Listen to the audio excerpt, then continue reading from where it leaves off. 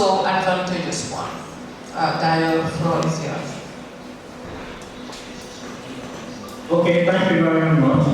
So you said, what is the criteria for good investment? And I will look at it in two ways or in two angles.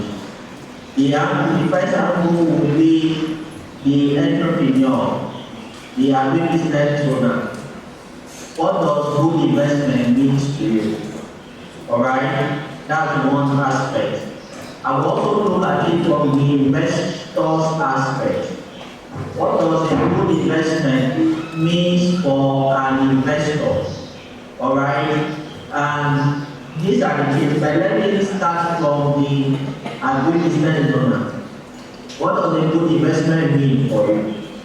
It means that number one, you have started something and you really needed that help to move to the next level.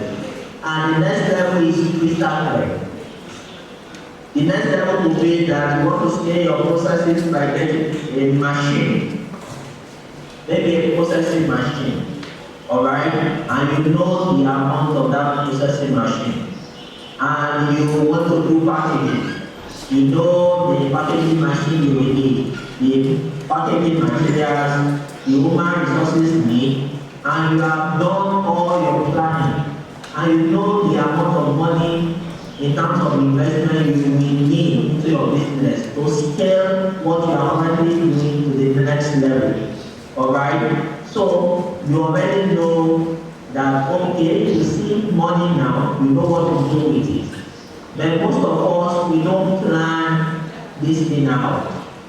We don't plan our investment out. We don't sit down and put down the paper to count the cost, to really plan it. So when you say an investment of, let's say, $50,000 US that is coming to you, because you didn't have a plan, you didn't even know if you will need it or not. If it's going to be enough or not, you understand now. So you need to really plan to be able to know good investment. Good investment is the one that helps you to go to your next level, and that next level must be well defined. Alright? Now this investment can come in form of a loan. Alright, somebody can call you, you need money. Okay, I can loan you money, you pay back in 5 years, you pay back in 10 years. And that's what we have in our banking system now. So there are some facilities in the bank now that you can access, and they pay you pay the money back in 7 years, in 10 years, some in 5 years. Currently in Nigeria, there is an investment from the government in form of loan that is open now. It's called the tertiary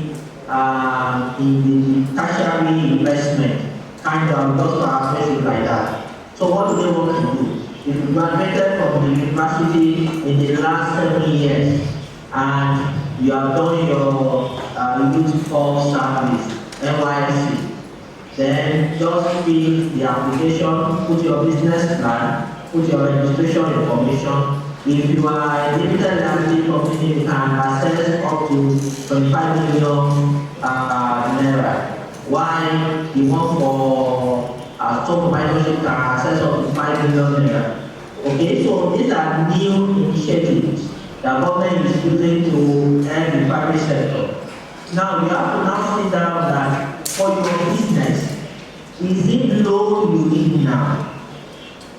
Because loan is not free money, you are going to pay it back. Alright? So you need to ask yourself, is this loan a good investment for my business now? So if it's a good one, then go for it. It will be, and because it's a long-term facility that you will pay back in the long term. So you might want to look at it like, if I use this to buy my machine and I pay back in the space of 5 years, in the space of 7, or in the space of 10 years, that is a good one for me. Now, you might now say, no, I don't want loans. I want people that we can do this business together. That people that can be give me ideas, people that can help me with debates, that can lead me to market, people that can lead me to resources, people that can lead me to other things that will grow the business. So if that's what you are looking for, then you might begin to look for people that we call angel investors.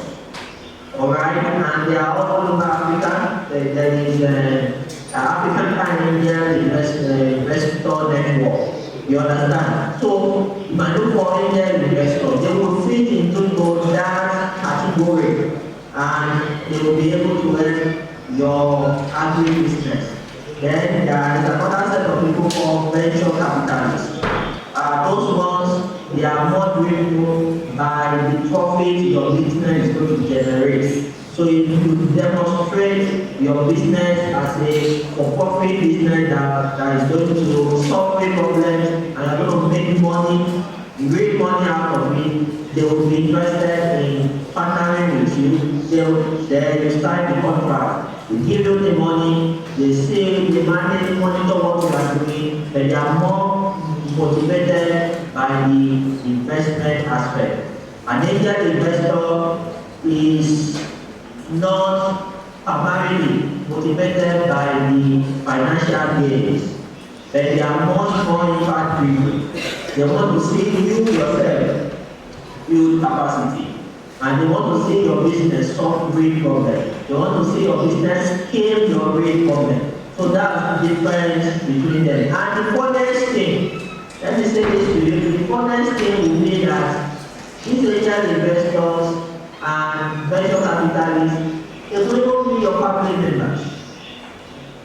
Alright, so when you hear those big names, don't think that there are people that will come from heaven and they will just from planet Earth. They will be your family members. They have this money, but you have to demonstrate competence, they will demonstrate capacity. When you meet them, you don't come on the basis of your family members, you come on the basis of your doing business. You understand? So these people, they might be in your church, in your mosque, they might be in your community, they might be, so don't think that it has to be foreign money, that it has to come from abroad. No. It's not always like that. So that's for the angle of the business owner, the agri-business owner. Now, for an investor, and one of the things I want you to know is that this symposium is not just to come and talk. This symposium is connecting small business owners with investors. You understand? People that are sitting down here today, don't be surprised that they can be delayed to your next investment into your business. You understand? So as an investor, what are you going to look at? Before you can even say, let's say you have $10,000 and you really want to pick one person that you want to bring all that money to, you want to put all your eggs in one basket and be looking at that basket 24/7, that this basket must not break. You understand now? So if you want to do that, how do you now select out of 10 small business owners in the agri sector, how do you now select which one to pick? You understand now? So the first thing you will do is, number one, you must look at the long-term opportunity that those businesses provide. Long-term opportunity. Alright, the investors are looking at how their money can continue to fetch them money. Even in the next 10 years, they are still reaping from their investment. So long-term opportunity. Then you want to look at the government policies that is surrounding that business. Alright, the government policies that is surrounding the business. Is it a business that the government is supporting? There are some businesses, there are some agri businesses that government is supporting them, government is giving them free lands, government is encouraging people to go into it. Government is, for example, one of the policies of cassava is that every processing that will need flour, that cassava flour will be like 10%. there was a time that that policy in Nigeria that if you are going to bake bread, your bread will have 10% of it, 10% of the flour you take as cassava flour. You understand? So that policy is sending signal to investors that we now need to invest in cassava production. You understand? So what is government policy saying about your business? And you might need to go and find out. Because you might need an investor, and the first question they will just throw at you. What's the government policy about this business? And you are just looking, you don't know anything. Nothing. So we need to upgrade our knowledge about our industry and things like that. The next thing is the market opportunity. We are a market for this business. How large is the market? How big is it? Is there demand for this business products and services even outside the country? You have market for it. How big is this market? Now you must be able to do your own research so that you can convince an investor that there is market for it. And of course, if you have started the business, you can pull out data that in the last few months, 100 people have requested for our product. We can only service 15 people successfully because of our capacity.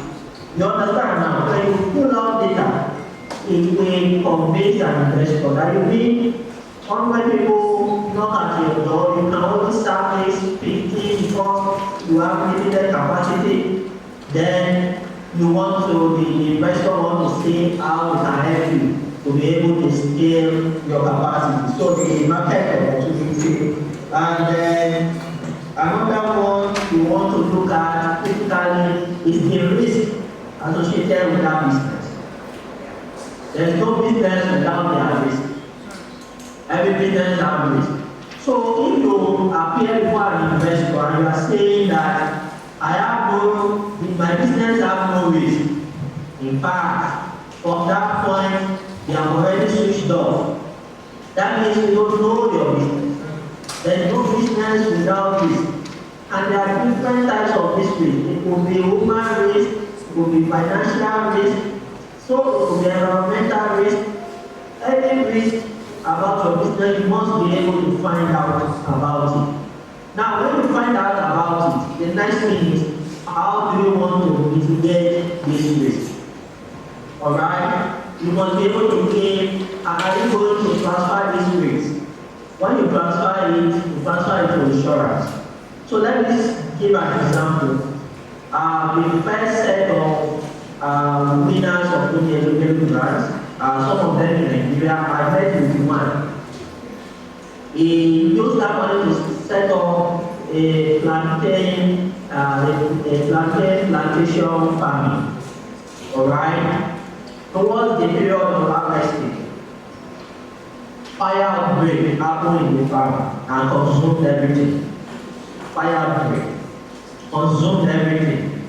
And this entrepreneur now returned back to square one.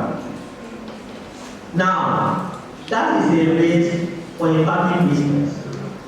Whether it happens or not, we are not sure. It's not guaranteed. So what are you supposed to do? Now imagine that money is an investment money that you are going to pay back. Or is the money that the investor is expecting return on investment at the end of the year. You understand now?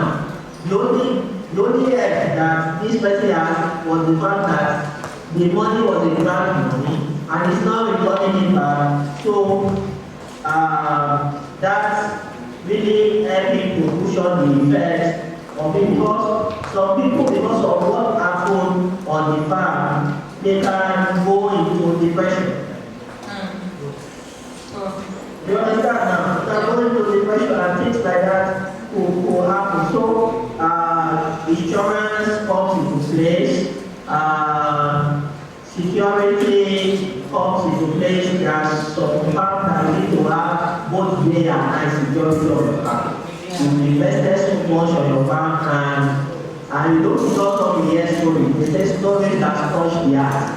Stories that touch the heart. You don't want to hear stories. So you have nice security, you have nice security, managing your stores for you. Yeah. So this thing will really, really help you. Thank you so much, Dio. Thank you for this great wealth of knowledge and experience. A round of applause for our great Dio. Yes. Thank you so much, Dio. Thank you.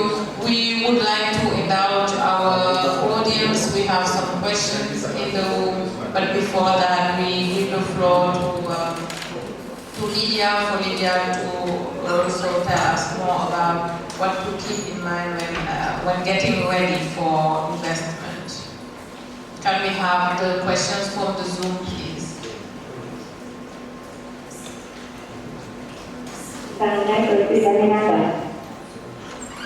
Yes, floor is yours, dear. Okay, thank you. So, thank you, Dio, again, very comprehensive. So, maybe just, I think just 2 or 3 pointers. For me, if I was evaluating my investment, I'd be looking for a very strong financial proposition. What I used to do is that everyone else is not doing, and then if there doesn't end there, you need to be different. In what way are you investing, or are you creating bias? You know how you reinforcing your value proposition and competitive advantage in the here and now, and also in the future, so that the profits are discarded not just today, but continue operating profitably over time. And then the other aspect, and especially in terms of agriculture, startup, are looking at scalability. And why that is the case is because the interesting thing is that African problems are homogeneous. And if the agriculture sector is starting in Kenya, there's a very high likelihood that this is the case across the continent. So if you are developing a solution, I think it's important, it will be very, very difficult for you to look at it as how scalable is it? What is the potential for scalability? Because as an investor, I'd be looking to write or plan into your business, and ultimately looking at the, for example, the African continental leadership area, we are saying that we have what? 3.2 population, 2.5 million market capitalization. So how can the business get into this, capture a portion of that market capitalization? So as an investor, they're looking at scalability. How does the business cost for that to increase the profit margin? The other thing, and the other thing is the telling out that we're looking at a business analysis with pandemic. What is the level of transformation? So it's not just we have had a lot of investment claiming that they are providing jobs, but what is the quality of a job that your business is providing? You know, are you able to, in what way is it, for example, contribute to poverty and exclusion? We have had investments that claim to provide employment, but you find that the quality of the employment they are providing is weak, even compared to the joblessness of the people that are working in that enterprise. So in terms of good contribution to aspects like job creation, in what ways are you able to achieve social protection? Why this is important is because, like Deo pointed out, because of policy, government policy. So businesses that align themselves to government policy, in this case, the attainment of the sustainable development goals, tend to have a plan with the government as opposed to those that, so if you're able again to use data to demonstrate the kind of transformation economically, socially, and even environmentally, again, you increase your chances of getting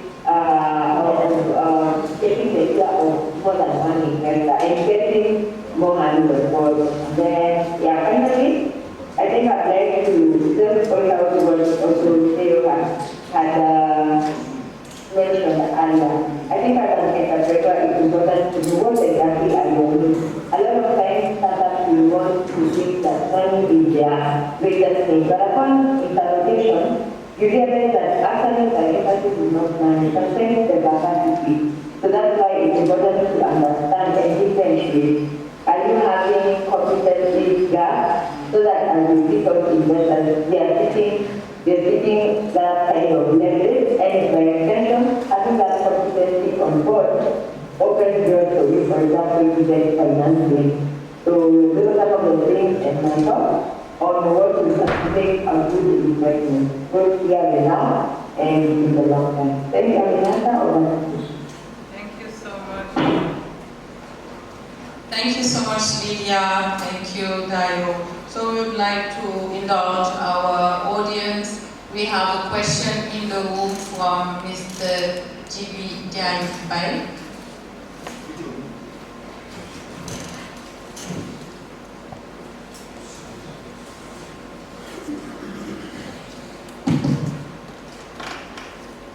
Bonjour.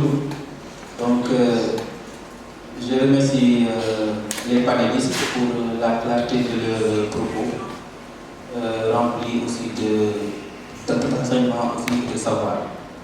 Donc, moi, j'aimerais juste faire une contribution par rapport à l'investissement que doit consentir le secteur privé pour appuyer le développement de l'agriculture et aussi des producteurs. Moi, je crois que les domaines dans lesquels le secteur privé doit un peu plus consentir les investissements, c'est dans le domaine de la transformation et tout ce qui est amélioration de la qualité des produits candidats pour l'exportation. Prenons un exemple, la filière. Are our speakers connected to the English channel? Because he's expressing himself in English, in French. Dayo, would you like to listen to the English channel so that you get the gist of his message? Okay, I will do that now. Okay.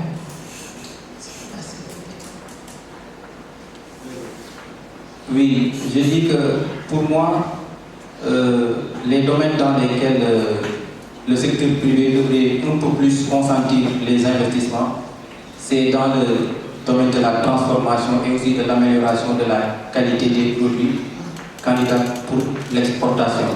Prenons le cas de la filière mangue en Afrique de l'Ouest.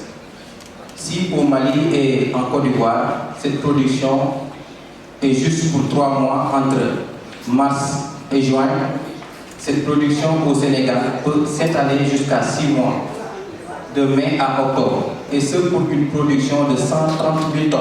Et retenez-vous bien, sur ces 130 000, il n'y a que 30 000 tonnes qui sont exportables. Et sur ces 130 000, seuls 15 000 à 20 000 tonnes arrivent à bon port. Et pourtant, la production, elle est là. Donc pourquoi pas saisir cette opportunité pour pouvoir au moins relever cette exportation-là et être compétitif, plus compétitif sur le marché international. Donc pour moi, l'investissement que doit au moins consentir le secteur privé, c'est dans ce volet-là. Et pourtant, des initiatives sont là en train d'être développées par des producteurs. Il y a la transformation de la mangue en confiture, en jus, en mangue séchée et même en vinaigre de mangue. Et pour moi, je me dis que peut-être là où le bas blesse, c'est que le niveau de qualité de ces produits-là, pour améliorer leur compétitivité sur le marché international, laisse à désirer. Donc pour moi, le secteur privé devrait au moins appuyer ces acteurs-là à vraiment vulgariser cette transformation-là et de ne pas rester là à exporter juste de la matière première. Parce que cette matière première-là, une fois exportée, c'est cette matière première-là qui va revenir au pays plus cher. Donc la création de valeur pour moi devrait être orientée du niveau de la transformation et aussi de l'amélioration aussi du niveau de qualité pour être compétitif sur le marché international. Au Sénégal, on produit de la mangue pendant 6 mois, 130 000 tonnes et on n'exporte que 15 000 tonnes.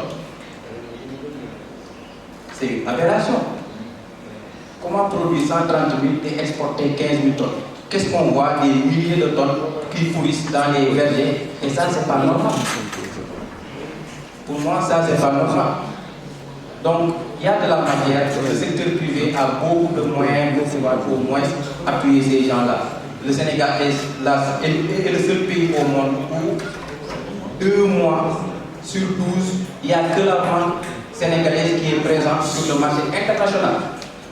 2 mois de production de mangue qui est la mangue qui est disponible partout dans le monde. Et cette mangue-là n'est pas exportée. Pourquoi? Parce que la qualité est jugée un peu faible par rapport au marché international, mais aussi la transformation aussi ça pose problème. Voilà ce que je voulais ajouter par rapport à ça. Merci beaucoup. Thank you so much, Mr. David, who is one of our experts from Senegal, who also shared on the panel on livestock and aquaculture. Thank you so much. So yes, we heard your cry. All those raw materials that are wasting in our markets, in our roads, and knowing that the wealth creation that we are talking about is more likely to happen when we improve on the value chains. Yeah. So the value chain being like from planting the seed to the plate of your customer. So how to make sure that transformation, that agri-processing happens, and also how to make sure we leverage on the potential that each country has, because most of the time we also don't see it. So thank you so much. That is heard from all of us, and I'm sure we all share that angle. So also we have from the Zoom Mr. Zakaria Kamara from Sierra Leone, who's asking Mr. Dayo and Lydia, hello. Yeah, who says, I want to know the sustainability in the private investment business in Africa. The sustainability in the private sector investment in Africa. Do we have any other questions in the room? Yeah. Thank you very much, Dayo and Lydia. Mine was just about asking. My name is Aliumba, I'm Senegalese in the sector of biotechnology. So mine was just about asking from actually the question directed to Dayo and Lydia, because they are from English-speaking countries and they are also from the English system.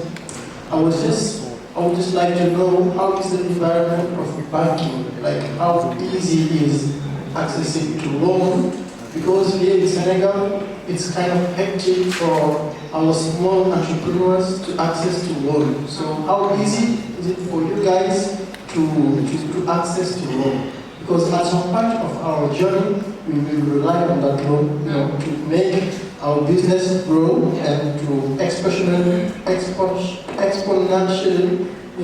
achieve our goals. Thank you very much. Thank you, Mr. Ba. Thank you so much. That's such a relevant question, because yes, the banks are supposed to be our business partners. Go ahead, or business partners. So those bottlenecks that exist in the process of accessing loans need to be discussed. Thank you so much. Je suis dans l'agriculture et l'agriculture aussi. En fait, pour parler de l'investissement, j'ai l'impression qu'on se focalise. J'ai l'impression qu'on se focalise sur l'aspect production. Moi, à mon avis, je pense qu'il faut insister sur l'aspect organisationnel d'abord. Donc, il faut aider par exemple, les transformatrices, comme M. Ndiaye l'a dit, d'être en grand ensemble. Parce que là, quand c'est dispersé, ce n'est pas facile. Et puis aussi, il faut les pousser à étudier les types de production qu'ils mettent en valeur d'abord. Donc, il faut qu'en amont, qu'on prépare la production.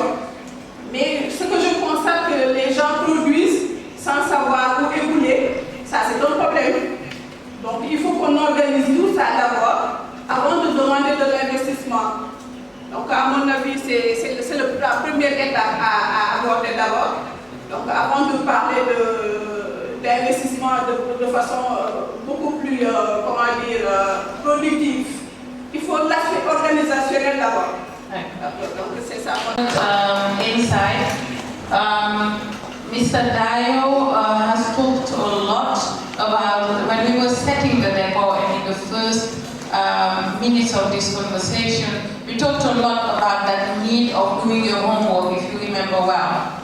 That need of doing your homework. You as a business owner, you know, to be prepared enough. And also we talked about those investors who are pushing organizations toward, you know, associations. You know, how to collaborate, how to cooperate so that you become stronger and even, you know, do better things. Thank you so much, Madam. So, yeah, the floor is yours. Introduce yourself, please. Bonjour tout le monde. C'est Rach Marcy.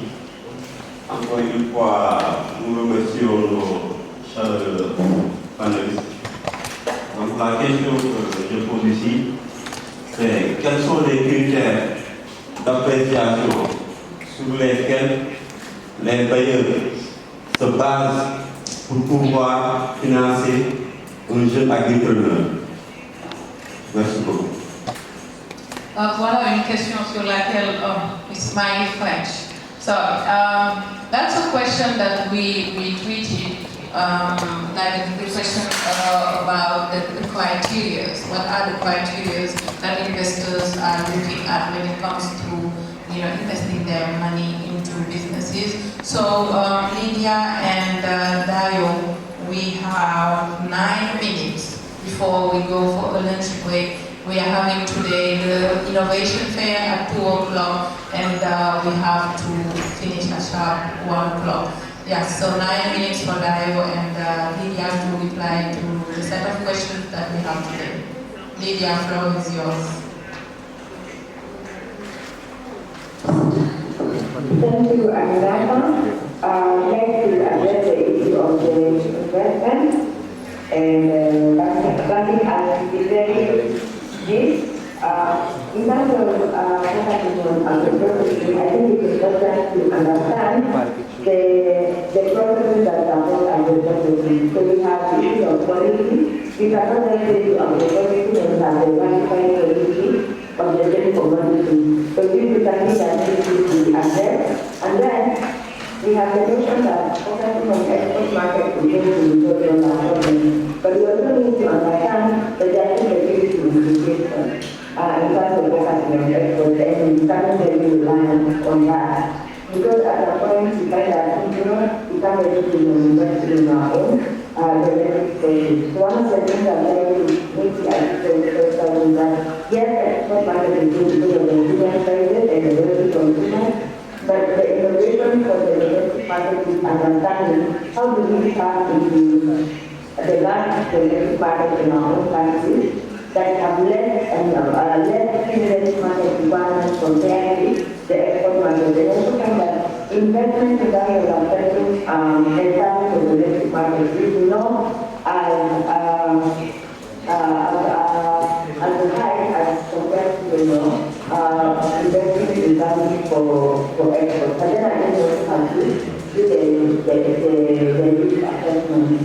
So again, when it comes to the issue of the Chinese market, they find that a lot of times we have strong policy in terms of commodity farming because we need to invest in this as a development. And a lot of times like marketing. Yeah, go ahead, Lydia. Okay, but nowadays we have what we are calling demand development.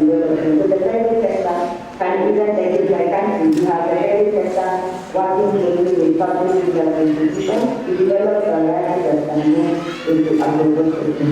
In terms of sustainability in the private sector in Africa, for the African sector, I think one of the things that is very difficult is how the business building resilience in terms of revenue. Because if you do not look to that as an investor, then you become a serious challenge for you. And also the other aspect of that is social, because a lot of businesses in the African sector look towards the export market. So they need to also look at how are your social welfare and family in terms of deliver. How are you seeing what are the conditions of work? Because export market will demand that and compliance by demonstrating compliance to standards that assure social accountability. They need to look at all the economic, social, and environmental to ensure that the able to to local and international market. In terms of banking and finance, we have witnessed significant development in terms of financial inclusion. That is, financial services getting to the very graphic and the very long term. So we have solutions to the mobile banking. I'm sure you are all aware of the data. So these are trying to really give a lot of response to the farmers and especially the women who are able to market like that.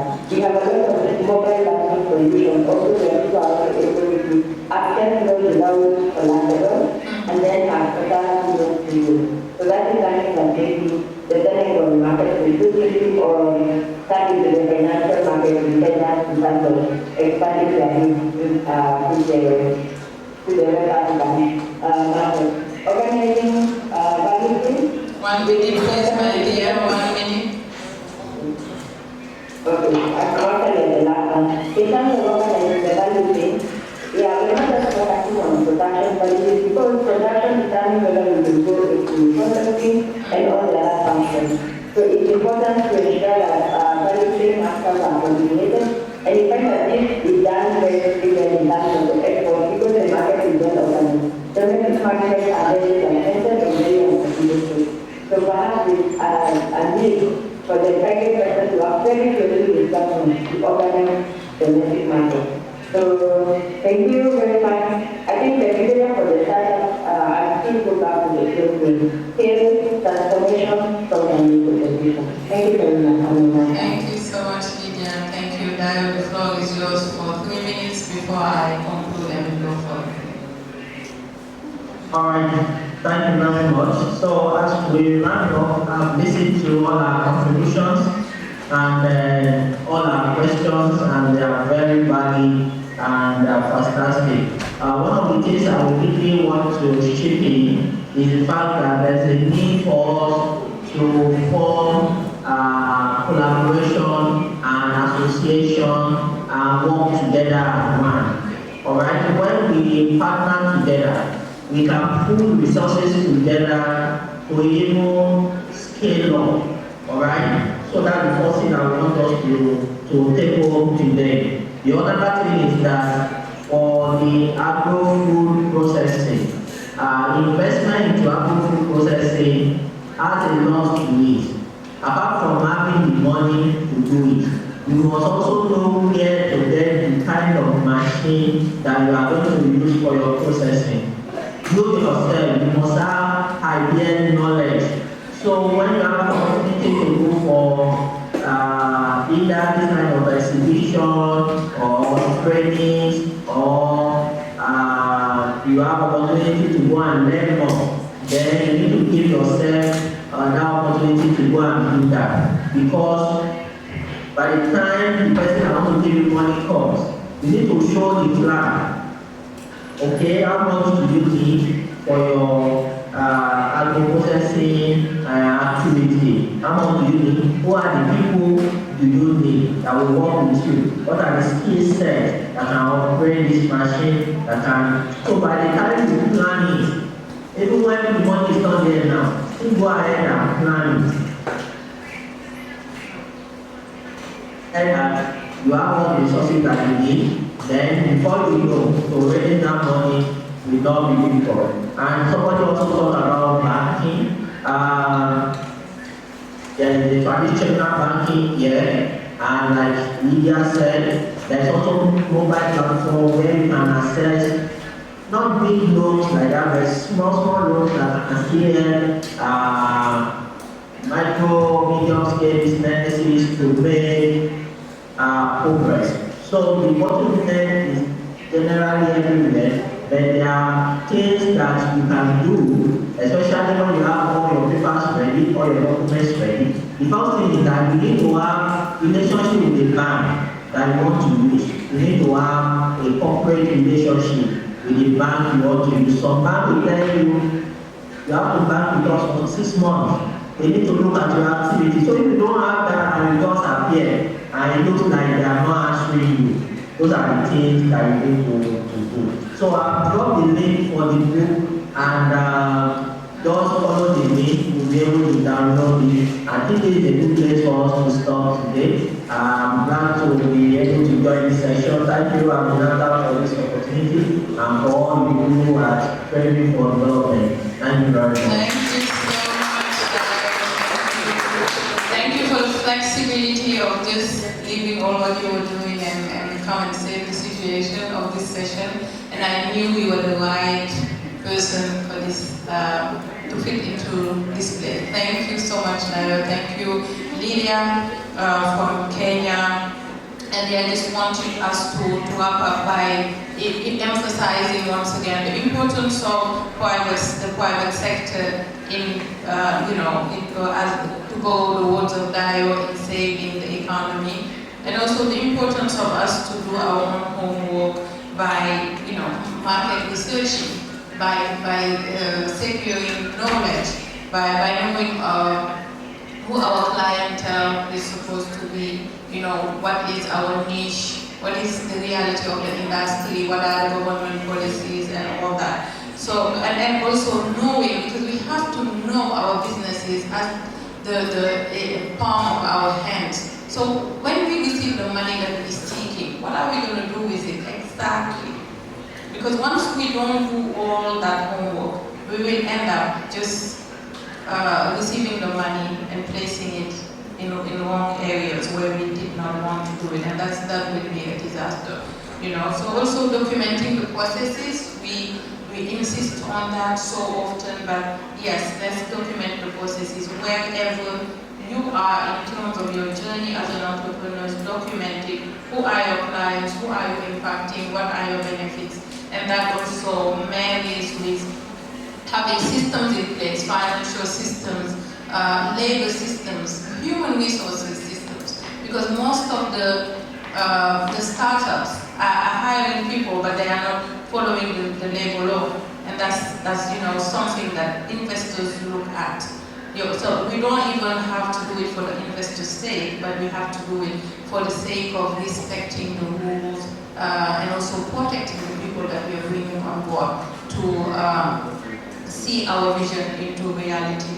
Also, yes, protecting the liability. Thank you, Lydia, for bouncing back on that. We have to protect the liabilities and make sure that really we equip ourselves with the partnerships that we need. I will just landed by talking about the need to align with those banks. We don't have to wait till we need them to go towards them. So how to just be smart enough to build those linkages between us, the private sector, the banks, the institutions that we really need, so that once we are ready to go and seek those investments, they already know who we are, they know the place we have in the market and the impact we are making. I just wanted to conclude by also insisting on the tenacity. We have talked about the consistency. We have to be constant in what we are doing, in the sense we are making, in the impact that we are trying to create, but we have to be very tenacious. And that has to do with the resilience and all that. So in your journey of looking for funding, for financing, of course it won't be easy. So you have to be very tenacious, because it's your own will, it's your vision, and you want to see it happen. So nobody should be as tenacious as you, and nobody can hold the torch higher than you can do. So I leave you with those words, and I thank our speakers. And let's prepare for this afternoon. Let's take a break, refresh, and come for the innovation fair that will be